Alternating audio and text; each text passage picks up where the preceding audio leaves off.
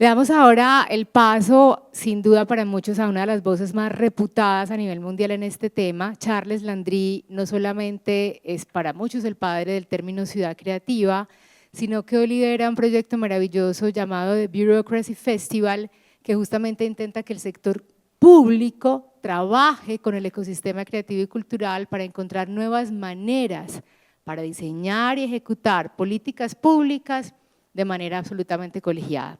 Charles Landry está desde Inglaterra, es creo que la tercera vez que tenemos el honor de contar con su presencia en los espacios de Conexiones Creativas y de hecho tenemos un par de proyectos en ruta con Charles Landry. ¿Me confirman si todo está listo? Creo que sí, así que disfrutemos de esta intervención de Charles Landry y luego de Charles vamos justamente con el caso de Chile. Gracias a ustedes por estar aquí. So Charles, well, thanks again. I don't have enough words to thank you. We really appreciate your participation in this meeting of the Platform for Creative and Cultural Districts. And I think the screen is all yours. Thank you very much. Well, delighted to be with you. I'm not sure colleagues, whoever you are and wherever you are, realize how much I respect and admire what you do. And I'm always thinking about the future and the past and the now. Well, when we look at the future now, obviously there are some massive problems. The earth is hurting. It's saying, give me a break. And art can be incredibly helpful in reminding us of what we're doing. This is Olafur Eliasson's pieces of icebergs in Paris, which raises awareness of the big issues. We know that our ecological footprint is too big. We know we need to rethink the fuel economy. And this image reminds me that a picture tells 1,000 words, which is why arts is so powerful, as is graffiti. So yes, perhaps we are 1 minute before midnight because we are in the midst of a systemic crisis. And I think a business as usual approach will not get us to where we need to be. Our economic order and way of life is materially expansive, socially divisive, and environmentally hostile. So we know the urgency. I calculated the days from the 17th of August to the 1st of January 2030, and it is 2,329, and to 2050, 9,634. So that's the urgency. And so often many of us say, yes, we will do it tomorrow, but do we really do it tomorrow, which is now, which is one of the big questions that means that we need global solutions. How does that relate to cultural districts, creative districts, any district? It relates to it because I'm hoping that all the creatives around the world are aware of these big issues and operating beyond themselves and really connecting with the wider world, of course, to solve problems in imaginative ways. Indeed, there is a yearning, perhaps even a dream, to create this better place. And this is where districts and cultural hubs have such an important role. But the bigger the dream, as you know, the less clear and visible the pattern of where we need to go. And therefore, in districts, whatever name you give them, we need to orchestrate the stakeholders that have to do with research and development, the institution building, the networking functions, the funding to address the bigger issues that really matter. Now, there are lots of names for districts. Historically, we always talked about business innovation districts, then creative districts, cultural districts, innovation districts, and now increasingly about experience districts, which create an experience where you want to be culturally active and innovative and begin businesses. Whatever name you give them, they're all about a place. How does this place work? And the most important thing about places, of course, you know, is the complexity. And really, the placemaking imperative has shifted our views of how you need to bring and articulate the different interests together. And the key issues in bringing these interests together is to consider what is organic, what already exists, or indeed, and what can be orchestrated. So you have to go with some assets that exist, and those assets may be buildings, maybe history, maybe skills, whatever, but you need to bring the different parties together. Some are very small, some are very big. Unless you do that synergy work, there will not be enough power. Secondly, there are a series of big issues that matter in creative placemaking, which is really having a joint purpose. That again means collaborating across academia, perhaps civic, private, and public, having principles you can agree on, and having then out of that priorities or a mission, the aim of the district itself. And that mission is actually incredibly helpful. And once that's been articulated, it's easier to think of the governance arrangements. Now, all districts need a complex governance arrangement, which is about focusing on the mission. In some districts, it is tighter.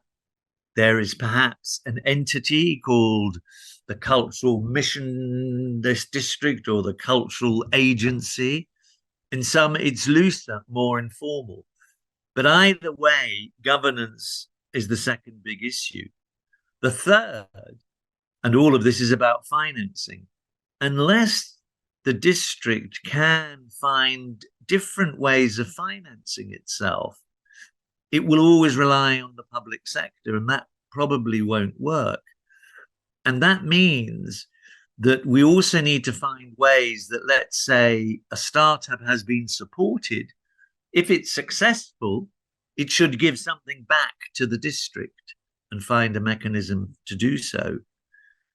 Now, any district needs to cover 5 big things. It needs to have ideas generation capacity, which could be an entity or just a spirit, meeting places. It needs to have some sort of prototyping and producing facility so we can see what's happening. And then a way of disseminating and distributing it. And out of that, developing a discussion culture in the district so it pulls people from everywhere to it. And then, of course, the district needs to be curated. And it can only be curated when the different partners and parties feel they're part of a joint story. Now, to make the place, you need some anchor entity. Sometimes it's a university. Very useful if it is, because then you've got lots of young people, particularly if those anchor entities are linked to a hub, an economic hub or a social hub for startups. And it's important to have both social startups as well as economic ones. And that anchor entity could also be a museum or a gallery, but it's got to be something that's outward facing. It needs supporting mechanisms, and obviously place management, which is dealing with the streets and roads. But we're back to the fact that it needs place governance, not only management, but governance. So I've always asked myself, what capabilities and resources are needed for a district to be forward thinking and to be able to deal with the issues that it needs to address for the future? And I think it's all about collective imagination to navigate. And what I've put here is words that all begin with C. Some things that are clear in a district, we know that this is important, for example. Some things that are complicated, addressing the pressures for gentrification. Some things that are complex, for example, dealing with issues of inequality and questions like that. And some things seem to be chaotic. They're only chaotic because it's vibrancy and lots of things are happening. So that can be guided. And then there are some things in districts that can be really confusing, which is why one needs a clear vision and mission. So it's combining hardware things, software things, which is the intermediary mechanisms, and combining obviously that networking both internally but externally to the bigger world. And finally, the orgware, if we want to keep to computer language, which is this way of managing the district. And to me, actually, quite often it's the management of the district that comes before thinking of the things like hardware and so on. So clearly, it's about dialogue, communicating together. It's about forms of collaboration and getting beyond one's self-interest, thinking about how 1 + 1 = 3. And so the central message is that when we bring this intelligence and the resources together, it refreshes or it brings together an ecosystem, a local ecosystem, and enables us to tackle really difficult problems, which are called wicked problems. So success is only possible when you allow joint insights, joint ideas, joint thinking through the problems to happen. Joint resourcing, people saying, I will give my $10, you give your $10. Together, we have more resources than if we just work egotistically.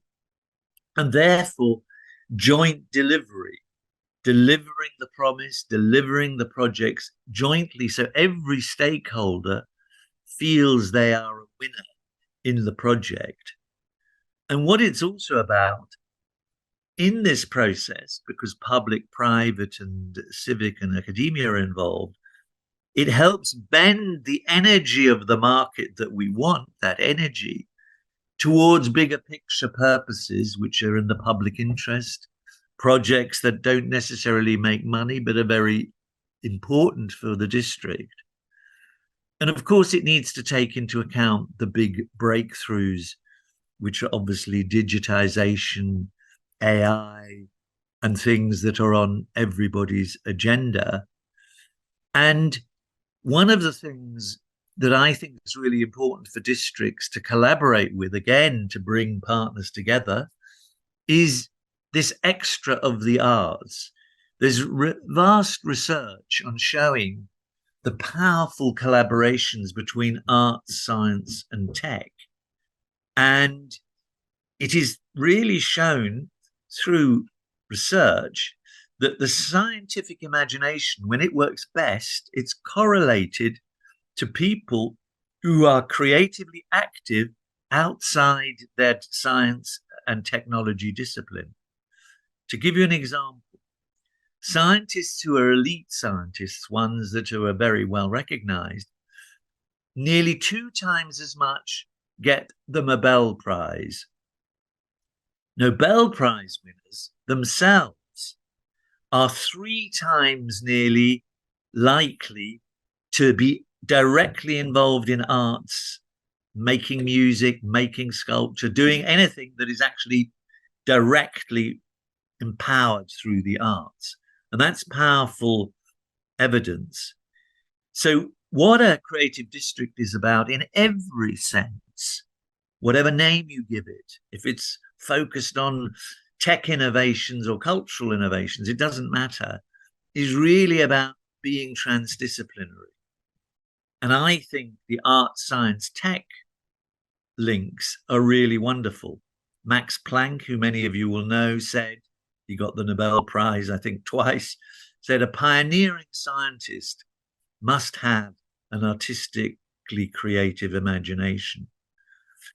So that reminds me that any creative district, whether it's called Business Innovation District or whatever, needs not only to focus on STEM, which everybody talks about, science, technology, engineering, and maths, but also STEAM, science, technology, engineering, arts, and maths. And there's a danger that that A gets forgotten, but the A is like the nervous system that makes the ecosystem really work. So there's a couple of places I admire. I just want to mention them briefly. I admire Toronto, and many of you will know Artscape in Toronto, who have really focused on the notion of creative placemaking, which the idea they developed in 2006, and have developed the Distillery District, the Witchfoot, Wood Barns, various housing projects, lots of stuff driven by artists, but always in collaboration with the business community, the civic community, and others. And Toronto has taken that on board. So the city is linking art, economic development, all of these things, and physical development together with the business community. That's one project, Artscape, brilliant organization. There's also the Center for Social Innovation, which you should look at, which again has hundreds of entities in 2 buildings, but has business links and with the city to be able to buy the buildings they have and to secure their future. There's also obviously the Mars Center, where Richard Florida is based, which is a more traditional tech, high-tech innovation hub. But there are 3 hubs there in Toronto, which are interesting. I also respect Bilbao, not only about, the Guggenheim effect, that's one thing, but they are now Bilbao Metropoli 30, their strategic entity, which has 160 partners developed when the civil war was on in the Basque Country. And they are rethinking the whole idea of how the city works. And they have an event in October, the 25th to the 27th, called the Urban Revolution, where it will be looking at the most pioneering, radical, disruptive ways of developing places in a city.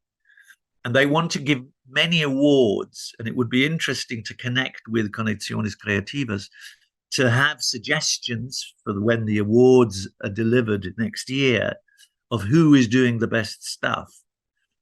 And thirdly, Copenhagen. There is even a verb called Copenhagenize. And what that basically means is be walkable, do all of these things, even though the weather's very cold, ride bikes, be climate neutral and so on. And they have a series of hubs, and their hubs are often driven through 2 things. There's the Danish Design Center in Blocks Hub, which has many entities within it, which is really focusing on rethinking design in every aspect, not only physical and visual design, but the design of organizations, how new forms of management can develop. So Blocks Hub is a physical block. Within it are lots of entities, but they also have sustainability hubs. One, I don't know how to pronounce it, Bjarnebarn, but look it up, which is all about future living and based on food. Again, lots to look at. So this transformation we're talking about, where districts and hubs are key and important, is really itself a cultural project, because it's about the values we have, mindset, attitudes, and so on. And I know that's easy to say and difficult to do. And within this, my own project, the Creative Bureaucracy Festival, may be relevant. And what that's really saying is, in order to work best as a city, as a neighborhood, as a street, whatever entity, you need to rethink the rules and incentives for the 21st century. You need to shape that life, the inner life of these organizations, so that they can give more of themselves. But also, thirdly, that they can develop better relationships with the civic, business, and business worlds, so that there's back to this question of collective intelligence to achieve a vision and to deliver it. So this is about an enabling culture. And that enabling culture is not only the public sector, it's everybody enabling together. And the guiding principles may be, this is a slogan, to move from a no because to a yes if culture. Yes, we can do it if. And that creates a spirit, I believe, of collaboration. And again, easy to say. And another guiding principle is to reframe the mission, instead of it being based on the existing rules, but to think through rules that can create the vision, this collaborative vision I think you are all talking about. Now, the challenge is, of course, so often in bureaucracies, there is the right way of doing something according to a procedure, but perhaps it's better to think of doing the right thing and bending the rules. Another way of putting it, shall I work according to the letter of the law or the spirit of the law in order to achieve the objectives? So it is about rethinking rules and so on. So that's it, and thank you very much. Pleasure to be with you.